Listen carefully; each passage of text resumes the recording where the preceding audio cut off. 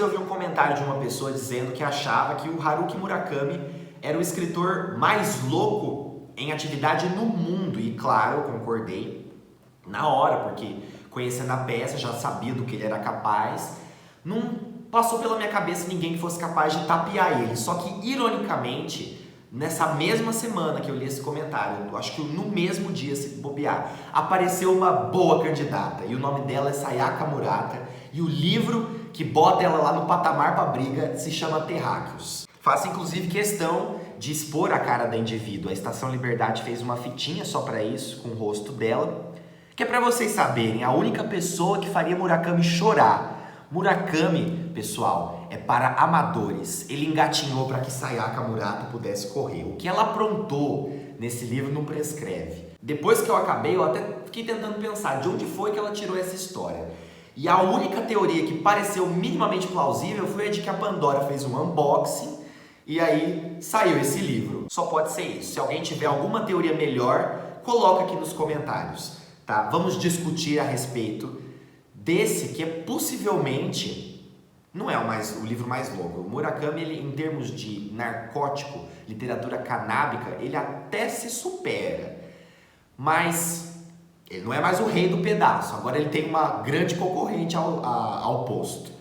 Tá? Vamos falar sobre ela hoje.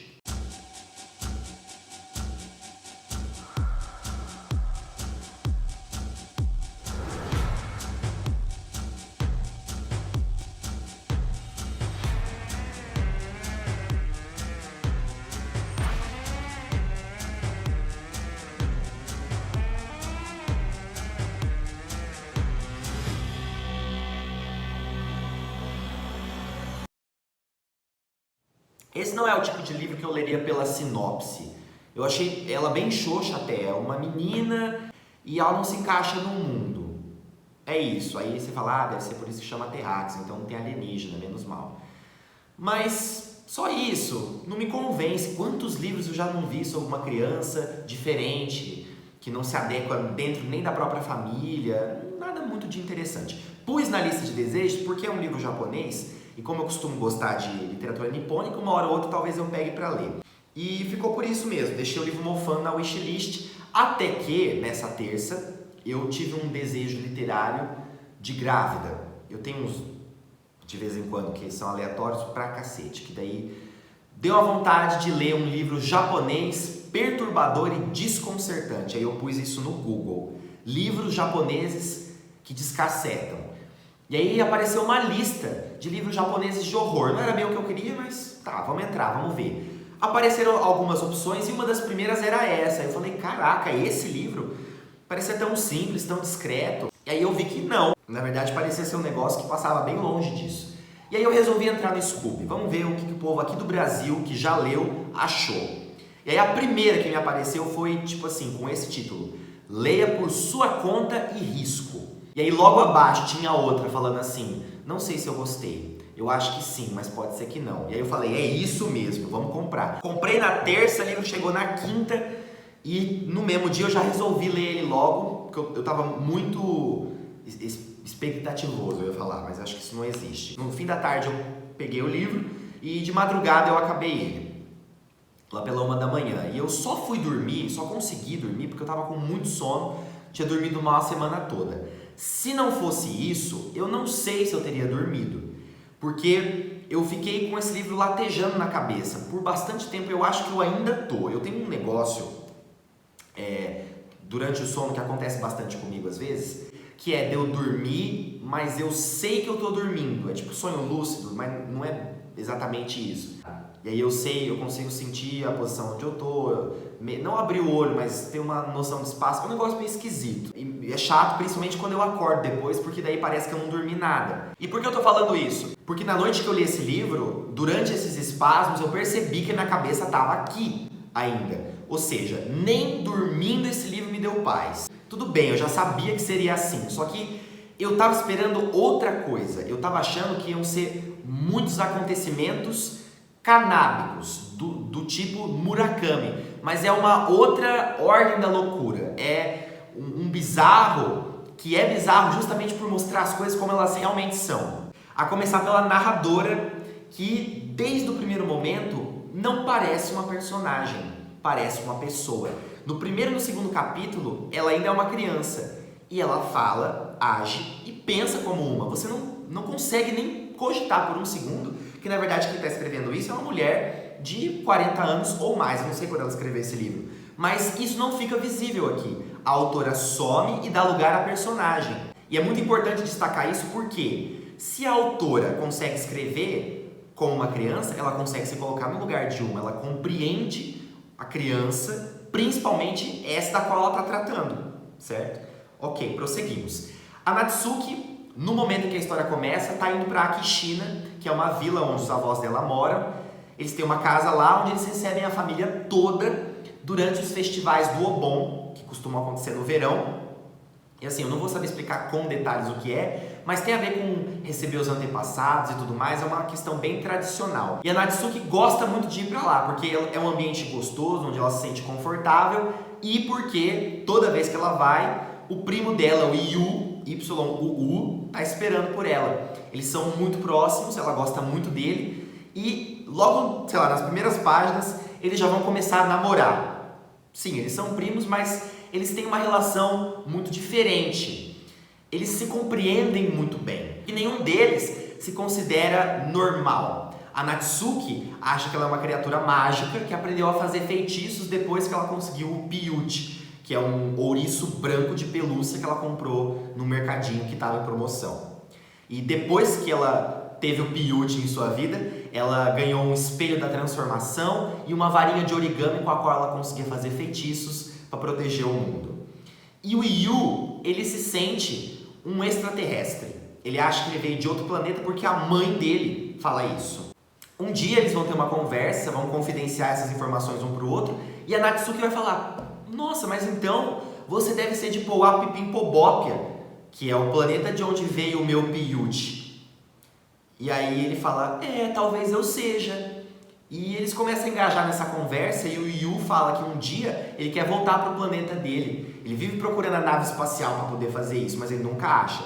E a Natsuki pede: bom, o dia que você puder, que você achar essa nave, eu quero ir com você. Aí você fala: que bonitinho, né? Legal. Eu pelo menos estava assim. Me afeiçoei a Natsuki logo de cara, ao Yu também. A relação dos dois é muito bonita. Aí você pensa: Bruno, é incesto. Tá, mas ainda não tinha chegado nessa parte. Eles não estavam namorando como adolescentes e adultos fazem. Era aquele namorico de criança mesmo. É um capítulo muito gostoso de se acompanhar e muito, muito engraçado. Porque vocês têm que lembrar que esse festival todo engloba uma reunião de família. E vocês sabem o que isso significa, né? Vocês, brasileiros, com certeza sabem disso. Que a gente vive fazendo churrasco, essas festas de família, sempre tem o tio que fala que não devia, a criança que não para de gritar, ou a outra atormentada que fica correndo pelos lugares. E por que isso é legal? Porque te aproxima muito da realidade da história. É uma família japonesa aqui, mas poderia ser a sua, tem muitas similaridades com a família de todo mundo. A personagem principal, ela é especial, mas ela tem características muito humanas, muito próximas das que você também tem. Quem nunca se sentiu meio fora do lugar, sobrando no ambiente, meio destoante dos demais? É um negócio que eu acho que deve acometer todo mundo pelo menos uma vez na vida, se não o tempo inteiro. Aí no começo isso fica evidente também, afora a fluidez do texto, tudo isso que eu já destaquei de positivo, você percebe que ela não tem uma vida lá muito feliz em casa. A mãe claramente prefere a irmã mais velha e o pai é um bosta que não faz nada. E você fica de início com dó dela, fala: pô, tadinha, né? Fazer o quê? Vai passando as páginas, vão passando as páginas e você percebe que realmente é mais chato do que parece. Em um dado momento, é gradual, tá? De repente, quando você vê, já tá ali. Não é uma vida chata, não é uma vida chatinha, é uma vida horrorosa que essa coitada tem. E só vai piorando. Vai chegando num ponto que você fala: cara, aonde ela quer chegar com isso? E aí, só segura, que a lógica vai pro lado do trem. Segura firme. Tudo que você espera que aconteça, não vai acontecer. É um livro que caminha por rumos imprevisíveis. Ele desobedece todas as convenções, porque ele é um livro sobre isso, sobre não estar dentro do seu planeta. A protagonista e o Yu, que é o primo dela, e mais pra frente o Tomoya, não se sentem capazes de entrar na fábrica que é o mundo. Essa é uma visão que vai aparecer com recorrência nos pensamentos da narradora, que desde sempre viu o mundo como uma fábrica de gente, que só quer produzir mais e mais gente, mais e mais trabalho e só. Se você não quer fazer o que eu tô te mandando, você é um imprestável, você não serve para nada, não tinha que estar aqui, você não está no seu mundo, você não é um terráqueo.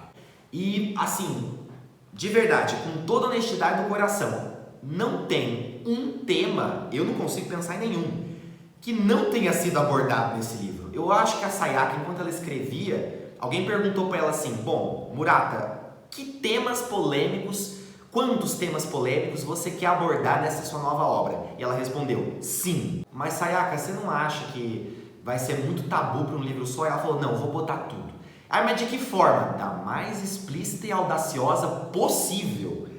Você pensa que os nipônicos japoneses são muito sutis, muito delicados, porque até então a literatura deles é muito constituída disso, de livros que mais se preocupam em dar a entender do que jogar as coisas na sua cara. E ela quebrou essa tradição também, porque afinal, se é um livro sobre não ser padrão, ela não poderia obedecer nenhum, né? Então ela soltou as carroças na descida. E o resultado disso é uma obra-prima. Você acaba de ler e você percebe que você passou a sua vida inteira lendo livros de merda. Você corre pro Scooby e começa a picotar a nota de todos os outros que você leu. Porque a qualidade não se equipara mais. Isso aqui sim é o que se exige de um livro 5 estrelas. Tudo, todos os sentimentos. Os livros de maneira geral, aqueles que são mais dentro da caixa, como por exemplo, livros de suspense policial. O que se exige deles? Tensão, uma emoção predominante. Em romances, o que se exige?